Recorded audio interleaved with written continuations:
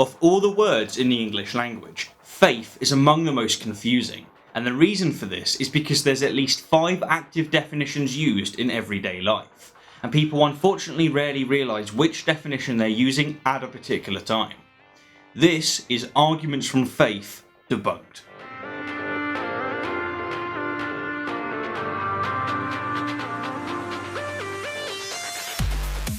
The single greatest bit of advice that I can give to someone who's been presented with an argument from faith is to get the proponent to first very clearly declare which definition of the word faith they're using, and to then help them put their argument into a syllogistic form.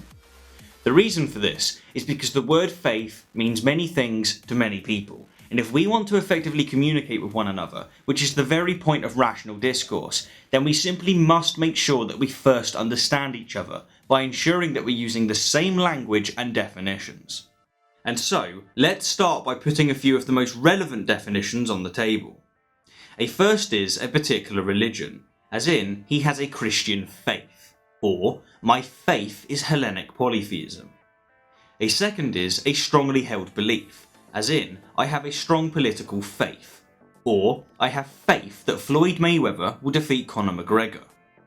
A third is belief in the reliability, truth, or ability of something or someone, which is actually the definition of the word trust, as in, I have trust, I mean faith, in the scientific method. Or, I will walk across this bridge because I trust, I mean have faith that it will support my way. And while we're on the topic of trust, a fourth definition is trust or confidence in a person or thing, as in, I'm putting my faith in you. Or, I have faith that the fire alarm will go off in the event of a fire. And a fifth is belief without sufficient evidence, and often in the face of overwhelming evidence to the contrary.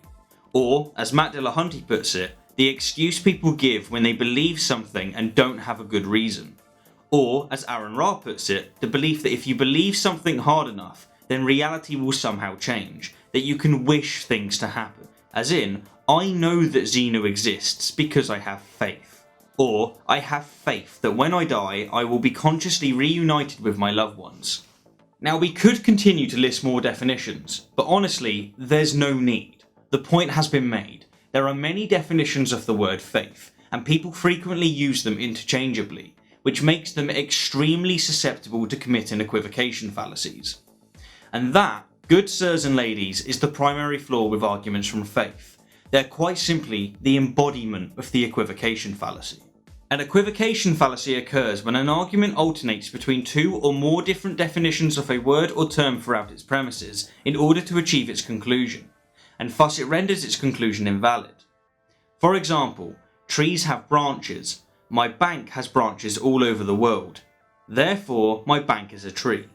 In this case, during premise 1 we're using a definition of the word branch that is, a part of a tree which grows out from a trunk or from a bough, whereas in premise 2 we're using a definition of the word branch that is, one of the offices or groups that form part of a large business organisation, and hence we can't conclude that my bank is a tree, because in doing so we're equivocating the word branch. Now in the case of arguments from faith, the equivocation fallacy isn't always as easy to spot, and that's why I recommend that you help the proponent put their argument into a syllogistic form. For example, if a proponent was to assert that you have faith in science like they have faith in God, you could lay out their argument as follows. Alice has faith that science works, like Robert has faith that God exists, and therefore both Alice and Robert have faith.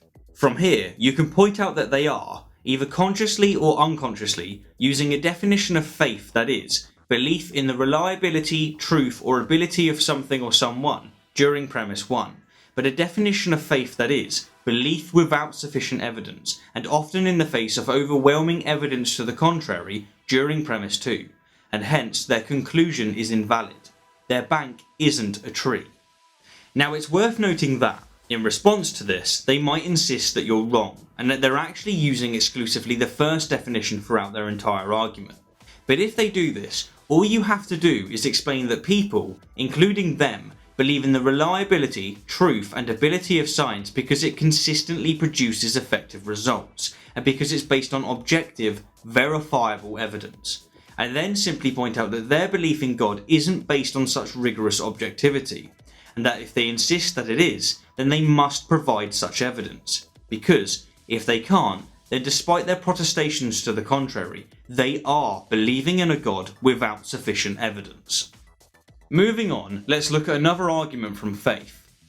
A proponent might say that you have faith that the Earth is 4.5 billion years old, in just the same way that they have faith that the Earth is less than 10,000 years old, which syllogistically would go as follows.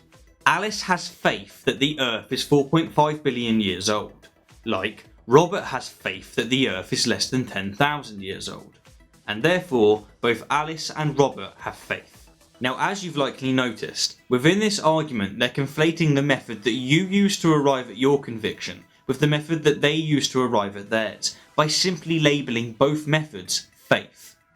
Now, assuming that you can't personally present the evidence or articulate how scientists have determined the age of the Earth, it would be fair to say that you have trust, or, to use their deliberately confusing word, faith that the Earth is 4.5 billion years old. But the reason that you have trust in this claim is because it's been heavily peer reviewed by scientists from all over the world and from countless fields of study. Or in other words, it's a claim that's entirely predicated on the extremely and demonstrably reliable scientific method. While, conversely, they have trust or faith that the Earth is less than 10,000 years old without sufficient evidence, and in the face of mountains of evidence to the contrary. Or in other words, their claim is entirely predicated on the extremely and demonstrably unreliable religious method.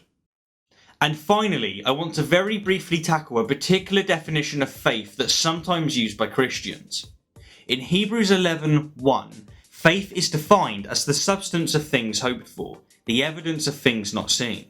And what makes this definition extra tricky is that the proponents very often commit an equivocation fallacy with just the word seen, and so you'll have to ask them politely to define it. If they define it to mean to discern or deduce mentally, then they're unwittingly redefining the word faith to literally mean understand, which is a disingenuous and confusing move that can be best exposed by presenting them with several sentences with the word understand replaced with the word faith.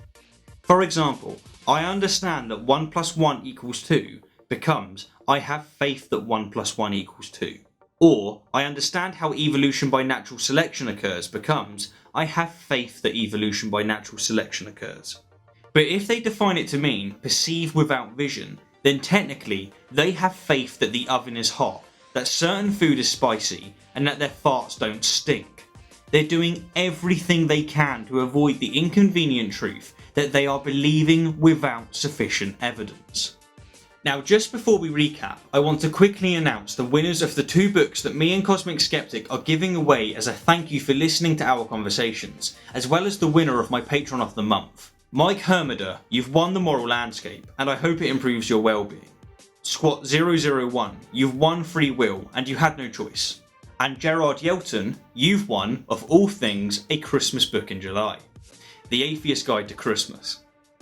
Congratulations all, and thank you all so much for your support.